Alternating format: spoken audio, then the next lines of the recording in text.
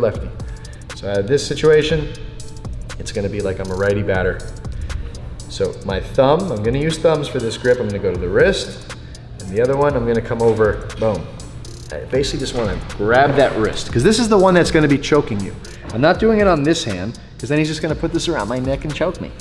Okay? So I don't want him to get the rear naked choke, and I don't want him to get that thumb in my collar. That's even worse. So step one, if I can't reach, if he's too high, I'm just gonna pull this down, get my thumb in, and get right here.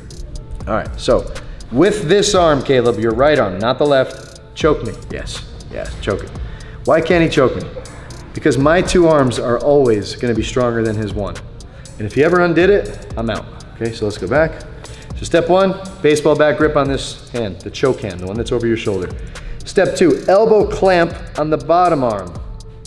I don't want him to be able to get this arm out or this arm out. I want him trapped right here, okay? Now in the gi, I always prefer to fall to the underhook side, the one where his arm's under my armpit. And I'll show you why in a second. No. He's gonna maybe try to bring me to that side, the choke side, choke arm side. If that's the case, my heels go to my butt, I rock up.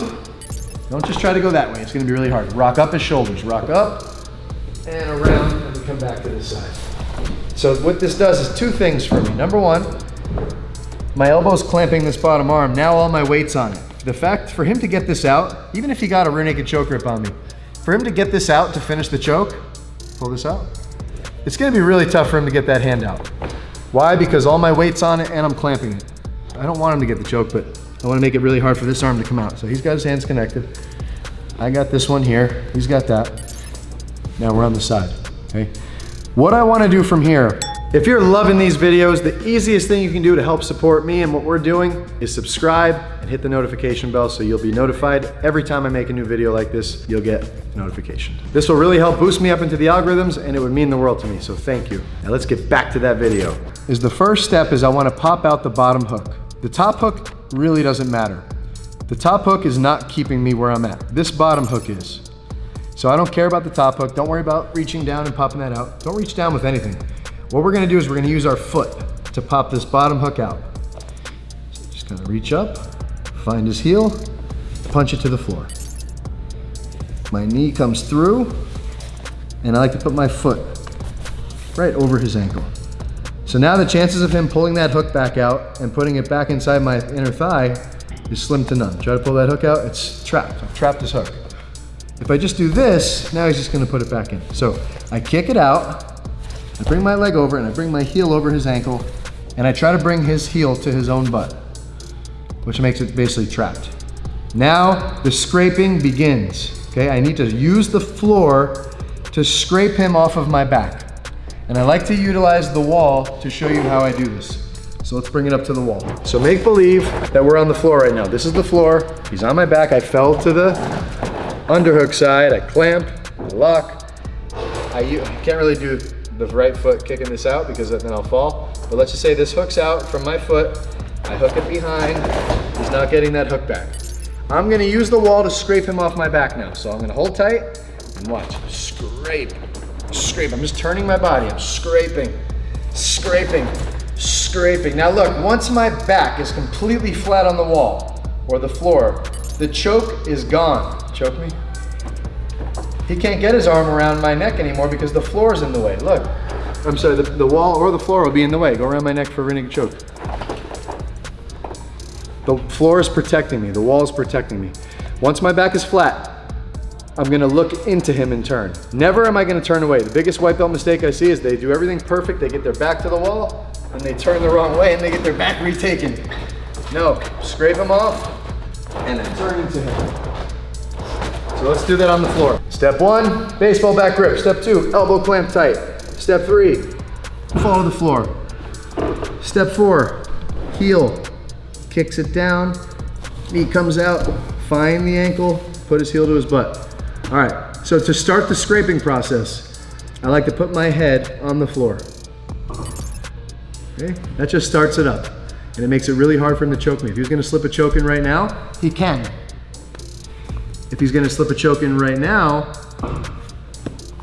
it's really hard because the floor blocks the choke. Now remember, His choke, make a pointer, is going to show the way of your escape, okay? So if this is the choke arm and he's pointing that way, that's the side I want to go to. The choke will show you the escape. It'll point the way to the escape. So all right, he's pointing that way. This is the side I go on, head on the floor. Now scrape, just like we did on the wall, scrape. He's gonna be trying to hold me tight. He doesn't want me to scrape off. Scrape, scrape, scrape. All right, now my back is completely flat on the floor. Once the back is completely flat, you could drive into him. Never away, because then he retakes your back. Always turn and look into him. Now watch, I'm gonna use my elbow, I'm gonna push it down to the floor, and I'm gonna make a big turn. Switch my feet, switch my elbows. Boom.